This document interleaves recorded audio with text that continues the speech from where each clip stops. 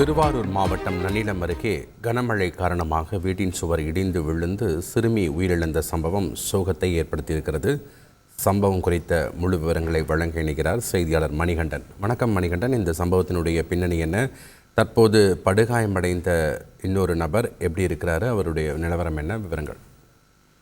வணக்கம். திருவாரூர் மாவட்டம் முழுவதும் நேற்று காலை 10 மணி முதல் மாலை வரை அவ்வப்போது மிதமான மழையும் அவ்வப்போது கனமழையும் பெய்து வந்தது. இரவு முதல் மாவட்டத்தின் பல்வேறு பகுதிகள் தொடர் கனமழை என்பது பெய்து வந்தது. குறிப்பாக திருவாரூர் மாவட்டத்தில் நேற்று காலை முதல் இரவு 6 மணி வரை சுமார் 10 மணி வரை 40 சென்டிமீட்டர் மழை அளவு பதிவாகி உள்ளது.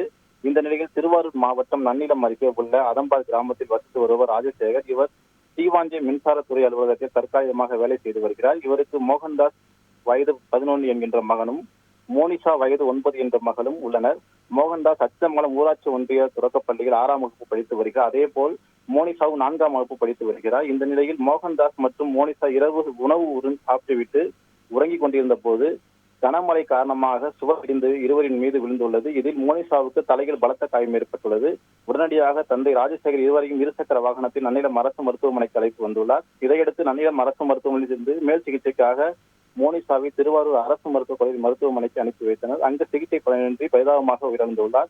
இதுகுறித்து நன்னிலம் போலீசார் விசாரணை மேற்கொண்டு வருகின்றனர். மேலும் பிரேத பரிசோதனைக்காக திருவாரூர் அரசு மருத்துவக் கல்லூரி மருத்துவமனைக்கு சிறுமியின் உடலில் வைக்கப்பட்டுள்ளது.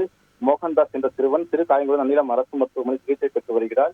சுவர் இடிந்து சிறுமி உயிரிழந்த சம்பவம் அப்பகுதியில் பெரும் சோகத்தை ஏற்படுத்தியுள்ளது. நன்றி மணிகண்டன், உங்களுடைய தகவல்களுக்கு.